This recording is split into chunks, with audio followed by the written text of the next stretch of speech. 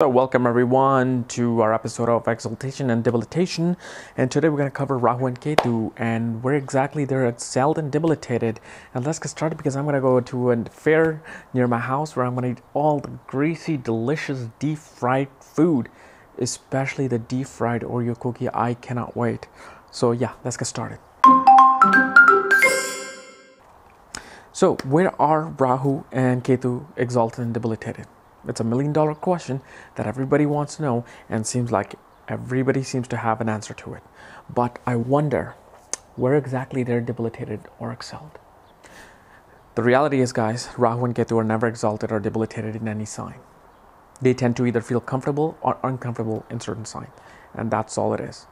Because first of all, you got to remember this about Rahu and Ketu. They transform themselves, they mutate themselves into the planet of the sign that they sit in. So if Rahu sits in Leo, he turns himself into the sun.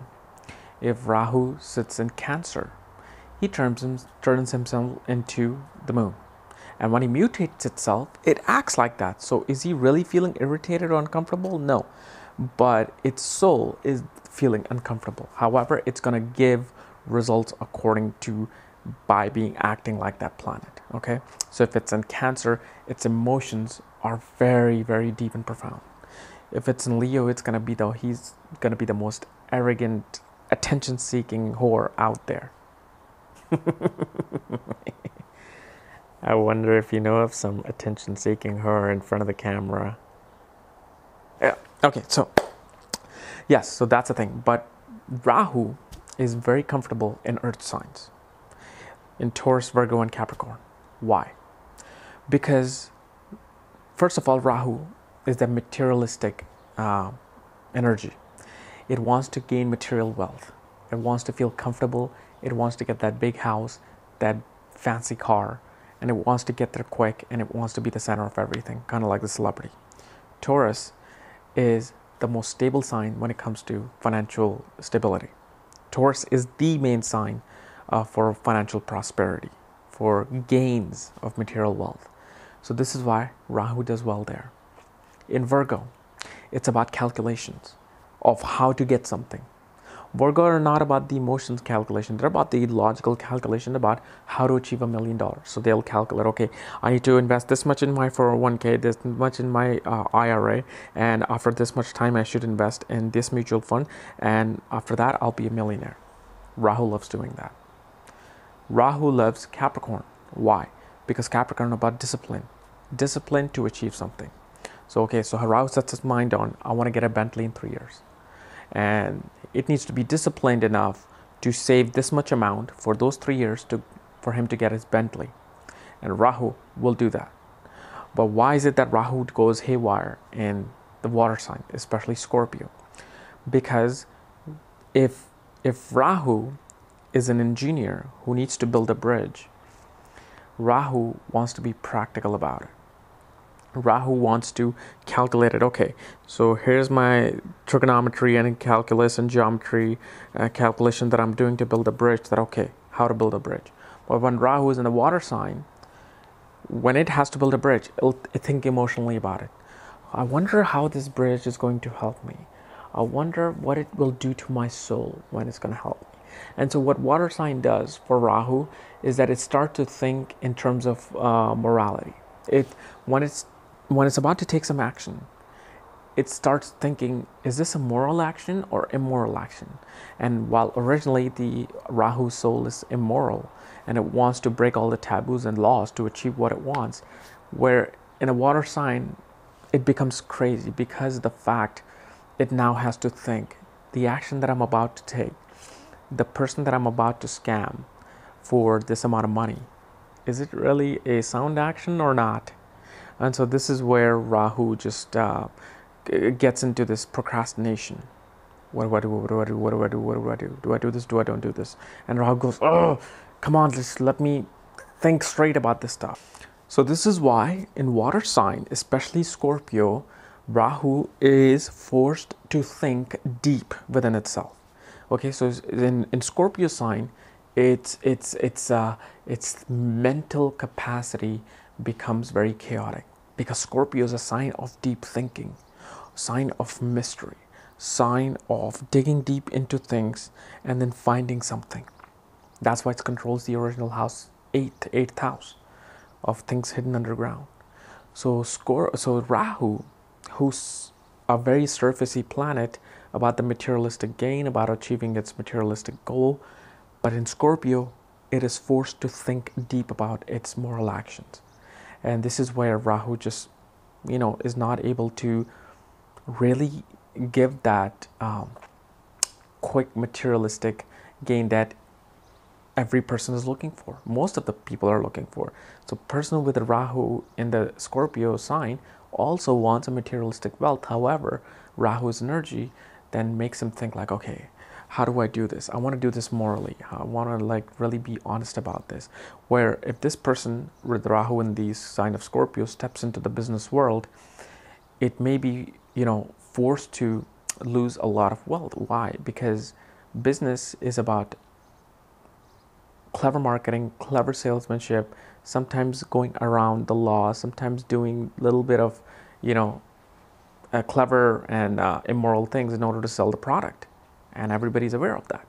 And so in Scorpio sign, Rahu is forced to think about its action a lot before it does something.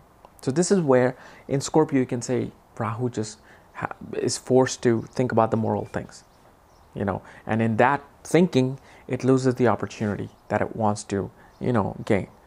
But however, there are a lot of people with Rahu and Scorpio who actually achieve that wealth. Because what happens? Because Rahu transforms itself into Mars. Okay, so it knows it's Mars in this house. Its internal soul is confused, but it knows it's Mars. Then what do? When Rahu is in Mars, you look at the condition of Mars. Is Mars excelled, debilitated? Is Mars in a Dushintana house? Or is it in a Trikon or in a Kendra house? Okay, and judging on that, that's when you see, okay, even though Rahu is irritated, however, it's a locomotive, which is Mars, is pushing it. Okay, so eventually then Rahu turns himself into something that it really wants to be. And this is where you have to look at the D9 chart. You have to see if Rahu's in Scorpio in the main birth chart, but it's in Taurus in the D9 chart, what is happening? Meaning that early on, this person is going to be very procrastinating about every action that they do. However, eventually with time, with graduation of time, they will be able to stabilize their emotions, stabilize themselves, and achieve their materialistic goal. And so when it comes to Ketu, however, loves being in the water sign, because Ketu is like, I don't want material wealth. I don't want to live on the surface. I want to live deep beneath the secrets of the universe. I want to know what else is out there besides materialistic wealth. I want to let go of these things. And so water signs are about emotions, about our deep thinking ability. So Rahu, that planet of spirituality and moksha and letting go of things, does very well in the sign of Pisces and Scorpio. And in Scorpio, it wants to dig deep about the truth of this universe, besides from the Mercedes that is sitting outside. It wants to know who's the source of this universe. That's why it does very well in the sign of Pisces. So this is where you can see where Rahu's energies and Ketu's energies are being progressed. And these two signs, like Rahu in air signs, becomes very intelligent, becomes very, as a person who is able to comprehend the things around him. But when Rahu is in Libra, however, Rahu is forced to be balanced about things. And Rahu doesn't want to be balanced. Rahu wants to go out and achieve things by being unbalanced. It wants to not give you equal amount that it has. It wants to go out and achieve everything 100% to itself. Now, if you think about it, why is it that Rahu controls is a co-ruler of Aquarius along with Saturn? Because Aquarius is a Mula Trikon sign of Rahu. Why? Because Aquarius rules the 11th house, the original 11th house of gains and network, immense gains. And what is Rahu? Rahu is a headless body without a stomach. So whatever it takes in, it keeps taking in. It wants more. It never is full. And so in 11th house, what is 11th house doing is that it's giving gains. Money, food, friends, all sorts of luxuries, blah, blah, blah, blah, blah, keeps taking in. And this is where Rahu feels comfortable. Everything is coming to me with ease. So this is where Rahu in the Aquarius or in the 11th house gives huge amounts of gains. Certain I've seen so many billionaires charts who have Rahu in the 11th house. Okay, but we'll get to that when I do my 11th house video tomorrow. However, Rahu in fire signs is forced to obey, because in earth signs it loves the earth signs because it's able to just proceed with its discipline to achieve its goals. In water signs, it's irritated because it's forced to think about morality. In air signs, it does well because it's now able to enhance its thinking intelligence, its thinking ability to scheme things, the air signs, okay? But in fire signs, it's forced to be disciplined. Why? Because fire signs are ruled by the 3 disciplined planets, which is Sun, Mars, and Jupiter. So, and Mars is a disciplined planet because Mars always listens to Sun and Jupiter.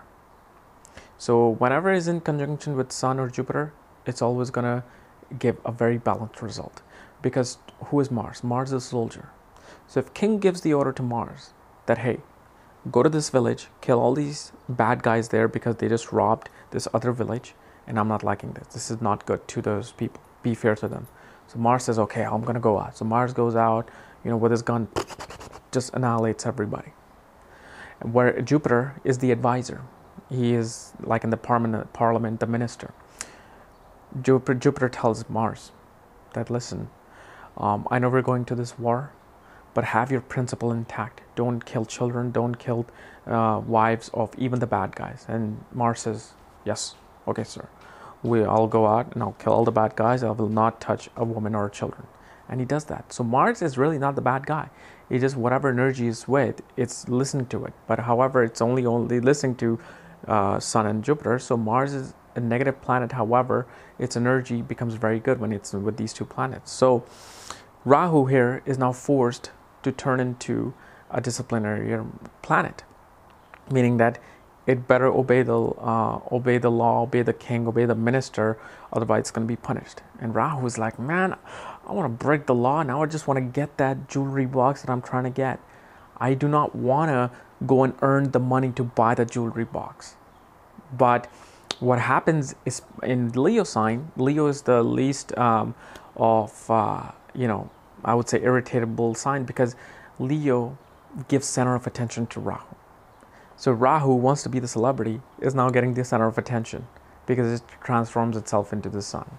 Okay, so once you look at these type of energies, it'll make a lot of sense that they're not all debilitated or excelled. It's just their pattern of thinking and discipline changes. Like Ketu in air signs, it's really not that happy because Ketu does not want to think. It's a headless body. It just wants moksha. It wants to be in that zero-ness, which Hindu religion talks about, that reaching God is you being in that zero-ness, meaning you're not happy, you're not sad, you're not intelligent, you're not stupid, you're just zero. But in the air signs, Ketu is forced to think that, and it can't, because it's like, look, I don't have a brain or a head. I can't think. So I don't know what you want me to do here. Okay? So guys, I hope this helped. I hope I kind of went long, but hope this really cleared the fact that these guys are not debilitated or excelled in any, officially in any signs, okay? But always look at their nakshatra that they sit in, because that really grasps their soul.